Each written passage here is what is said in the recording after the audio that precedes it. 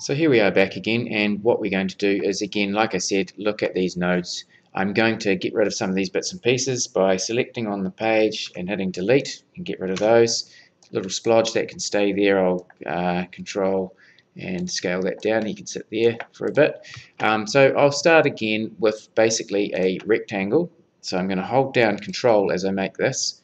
Notice that it's got its radiuses now, because that's what I did last. I don't actually want the radiuses in this case, so I'm going to go back up because I'm still on the rectangle tool and click the reset, and that gives me a basic rectangle. So there we go.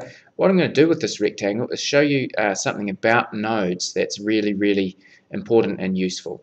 Okay, so if I go onto the node tool, the node selector tool there, obviously I've still only got access to these three little points, so I'm going to go once again to path, object to path. That gives me access to the 4 points.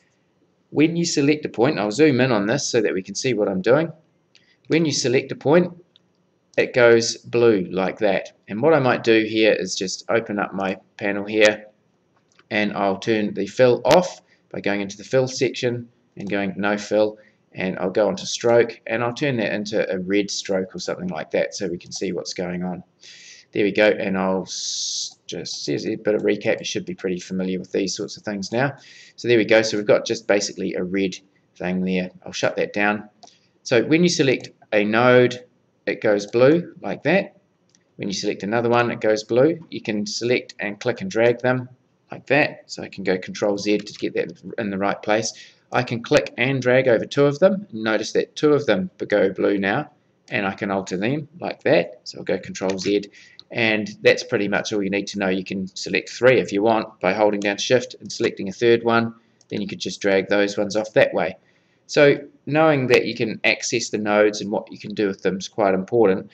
But one other thing that's really cool is what I'll do next, which is this. I'll click off to deselect all of the nodes.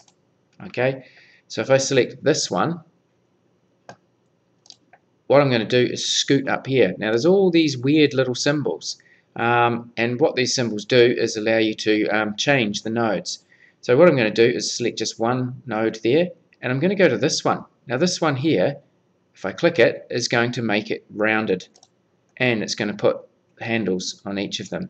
So that's pretty interesting, isn't it? So essentially, if I go through on all 4 points of this particular one, we're going to end up with, what do you think it's going to be? Basically, it's going to be pretty much a circle.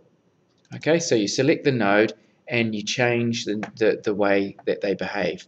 Now, once you've got the node selected, you can move it, so you can get that sort of egg shape. But once you've got these handles going on, that will alter the path.